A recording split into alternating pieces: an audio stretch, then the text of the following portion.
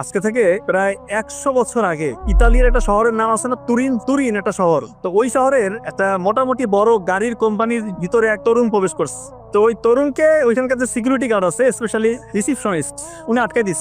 এই কোথায় যান? ছেলে বলতেছে যে আমি এই কোম্পানির ম্যানেজিং ডিরেক্টরের সাথে দেখা করব, আমি গাড়ির মডেল তৈরি করছি, একটু ওনাকে আমি দেখাতে চাই। তো ওই রিসিপশনিস্ট বলতেছে, ওদিকে একটু তাকাইছে আগে ছেলেটার দিকে, দেখতেছে একটা হ্যাংলা পাতলা ছেলে, মাথায় একটা ক্যাপ, হাতে একটা ছোট্ট ব্যাগ, একদম তুচ্ছ তাচ্ছিল্য করে একটা অট্ট হাসি দিস, যে বলতেছে তোমার থেকে বড় রথী যারা এই ডিজাইনের মধ্যে বস, তারা এসে এনাকে ডিজাইন দেখাইতে পারে না, দেখাইলে কাজ হয় না, তুমি আসছো ছোকরা ছেলে, তুমি কি ডিজাইন দেখাবা? ও বলতেছে দেখেন এই ডিজাইনটা সত্যি ইউনিক, এটা আলাদা, এটা যদি আপনারা গ্রহণ করেন, আপনাদের ম্যানেজিং ডিরেক্টরকে যদি দেখাতে পারি, আপনাদের হয়তো বা কোম্পানির চিত্রই চেঞ্জ হয়ে যেতে পারে। কিন্তু ওরা কথা শুনে নাই, ওই তরুণকে এক প্রকার ধাক্কা দিয়ে বের করে দিয়ে দরজা লাগিয়ে দিস। হতাশ হয়ে কোম্পানির বাইরে ওই ছেলেটা দাঁড়ায় আছে, কোম্পানির দিকে এক দৃষ্টিতে তাকিয়ে আছে, তাকিয়ে তাকিয়ে মনে মনে একটা কথা বলছে যে ইনশাল্লাহ আমার মেধা খাটিয়ে পরিশ্রম করে এমন